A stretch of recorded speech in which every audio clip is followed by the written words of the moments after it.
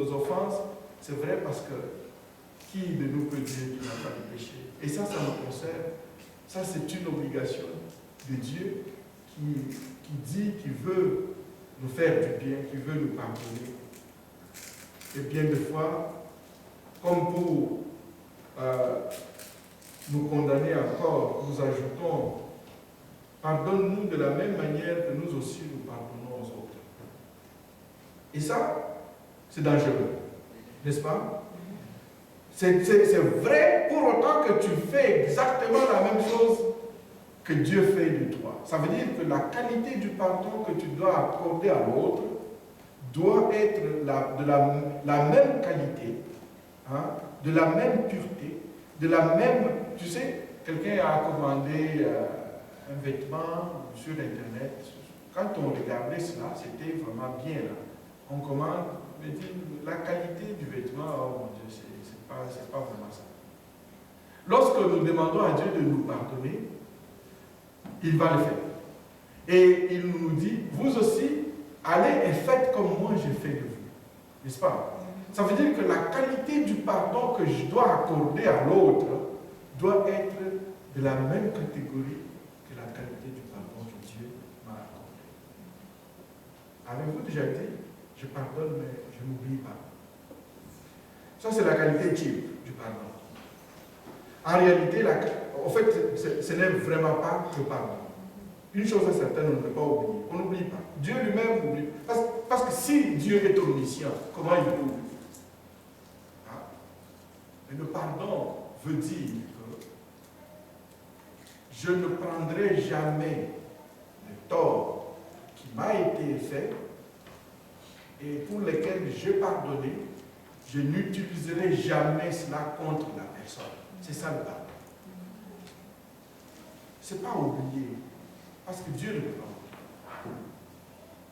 Le pardon, c'est dire que je décide de ne jamais prendre cela, ce qui m'a été fait comme tort, et l'utiliser contre la personne. Si vous êtes comme moi, vous vous souvenez que ça c'était déjà... Tu dis à quelqu'un que tu lui as pardonné, la semaine d'après, ou le mois d'après, parfois même il y en a 10 ans après. Tu te souviens de ce jour-là? Ça, ce n'est pas le cas. Parce que tu utilises ce qui a été, en fait, pardonné, tu continues de l'utiliser contre l'autre, et ça, ce n'est pas le pardon. Regarde comment Dieu fait.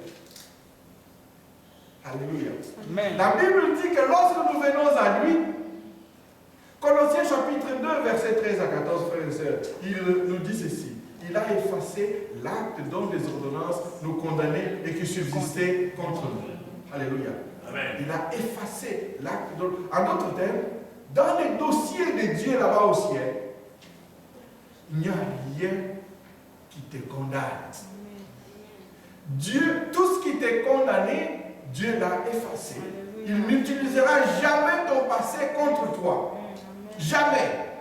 C'est ça le pardon de Dieu. Lorsque je viens devant le Seigneur et lui dis, pardonne-moi mes offenses, comme je pardonnais à ceux qui m'ont offensé, le Seigneur me dit, est-ce vrai ce que tu me dis là? As-tu encore... Parce que si cela est vrai, regarde comment Dieu fait. Il me pardonne et il me restaure.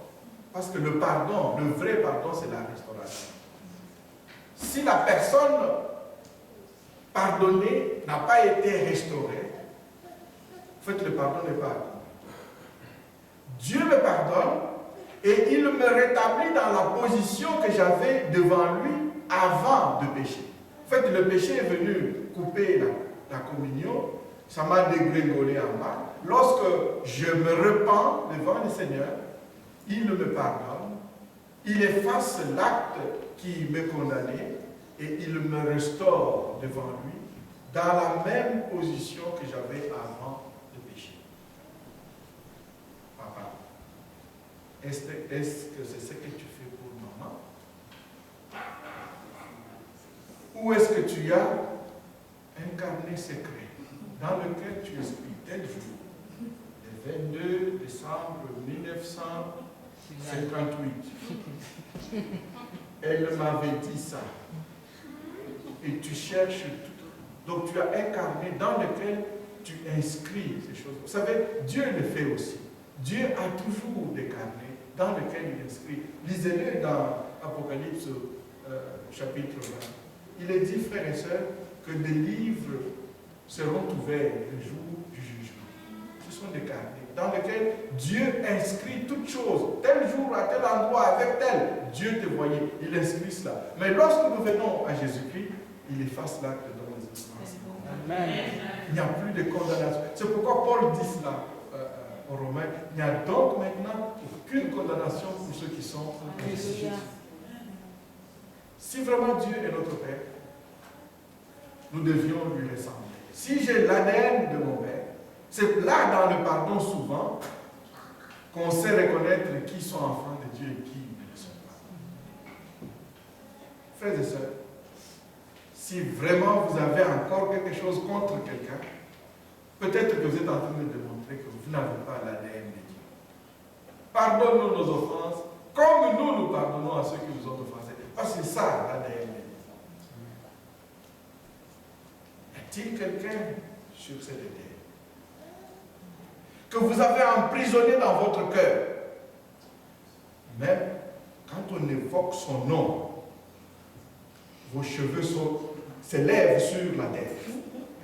En fait, comme le frère nous disait tout à l'heure, c'est vrai, il y a des milliards de neurones, et pour toi, il y a un neurone quelque part qui est devenu allergique au nom d'un tel. Dès qu'on cite son nom, que tes oreilles entendent ça, ces neurones poussent, je ne sais pas quoi, il y a des connexions dans ta tête, c'est le cœur qui réagit. Les cheveux se tiennent même sur la tête. Et pour ceux qui n'ont pas de cheveux, ils sentent vraiment que les cheveux peuvent pousser en ce moment. Parce qu'on déteste la personne. Si tel est le cas, peut-être, frères et sœurs, vous n'avez pas la tête de Dieu. Vous avez besoin peut-être que Dieu soit votre Père. Donc nous voyons que le Père pourvoit, c'est lui qui garde, c'est lui qui nous protège contre l'ennemi, le mal, le verset 13, ne nous induit pas en tentation. En d'autres termes, il est celui qui peut nous préserver. C'est ce que dit l'apôtre Jules. C'est lui qui peut vous préserver de toute chute. Alléluia. Amen. Dieu peut nous préserver, c'est pour ça que nous prions. Quand nous prions pour les anniversaires, nous demandons, c'est ce que nous demandons en substance. Seigneur, préserve-les. Ils ont encore des jours à vivre. Même si c'est un jour à vivre, Seigneur, permets que je vive ce jour-là dans la victoire. Toi seul peux me préserver du mal. Toi seul peux me préserver de la chute. Ne nous induis pas en tentation. C'est la protection contre l'ennemi. Délivre-nous du mal. Un prédicateur a dit, ça j'ai bien aimé, le diable ne combat pas Dieu, parce que ce serait un combat inégal. N'est-ce pas? Dieu est tout puissant et le diable ne l'est pas. S'ils se battent ensemble, vous pensez que c'est qui doit perdre? C'est un combat inégal dès le départ. Le diable ne combat pas Dieu. Le diable vient nous combattre nous parce qu'il sait que nous sommes aimés de Dieu. Il sait qu'il peut avoir un peu de force sur nous, un peu d'avantage sur nous. Il sait que s'il te combat, il te fait tomber, c'est Dieu qui a mal. N'est-ce pas? Mais eux deux, ils ne peuvent pas se battre. Dieu va l'écraser. C'est ce que la Bible dit dans l'Apocalypse, que le dernier jour, Jésus-Christ va anéantir le diable par le souffle de sa bouche. Tu imagines un peu? Il n'a même pas besoin de monter sur un ring. Il n'a même pas le temps de lui administrer une gifle ajustée. Ça ne fonctionne pas comme ça. La Bible dit, Jésus va l'écrabouiller par le souffle de sa bouche. Je les apprécie. Voilà, Amen.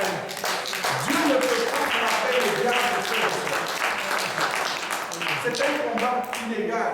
Ça ne fonctionne pas. Mais toi et moi, nous avons besoin d'aide. de la part de Dieu. Délivre-nous du mal. Délivre-nous du malin. Aide-nous, Seigneur, nous avons besoin de toi. Et le Seigneur le fait. Jusque-là, il t'a préservé. Amen. Il est Ebenezer. Amen. Tu as marché. Des fois, c'est pour cela, ne nous frappons pas à la poitrine. Si lui ne m'avait pas préservé, je serais tombé. Amen. Je ne peux pas résister. Je suis faible. Je le reconnais. J'ai besoin de lui. Et c'est ça le rôle du Père. Il va protéger.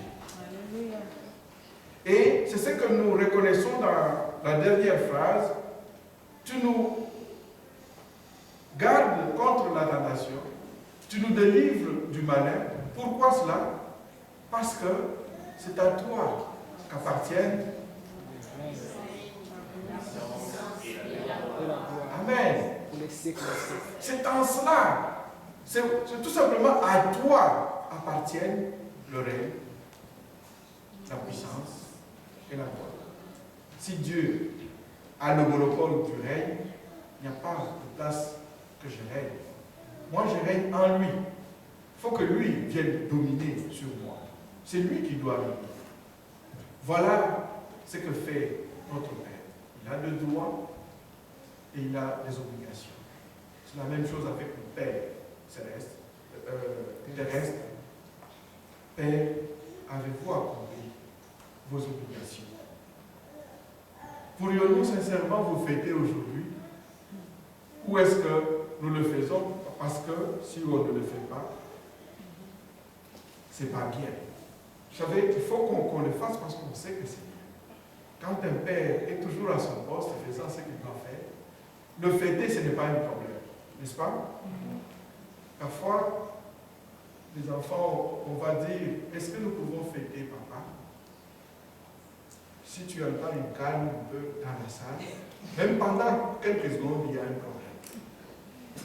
Mais si, est-ce que nous pouvons fêter papa? Oh yeah, tout le monde va. On sait que ça, c'est un bon père de famille.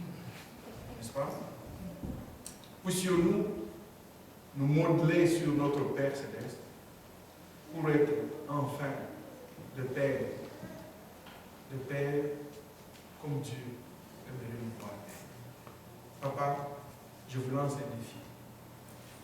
L'année prochaine, à cette même époque, je peux prophétiser cela. L'année prochaine, à cette époque, nous fêterons la fête des pères. Amen.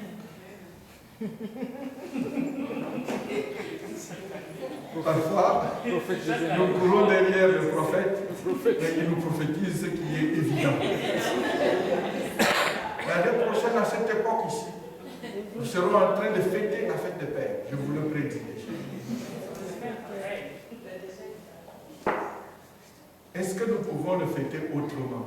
C'est-à-dire, tout le papa rentre ici avec un grand sourire en disant, j'ai accompli. Vous savez, quand on donne des cadeaux aux enfants, la tradition veut que, est-ce que tu as été sage?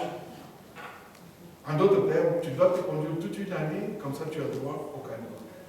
Papa, est-ce qu'on peut te fêter vraiment comme il faut l'année prochaine, à cette même époque? Puisse Dieu nous donner la force d'être des papas modèles, d'être des vrais papas. Amen. Amen. Lèvons-nous.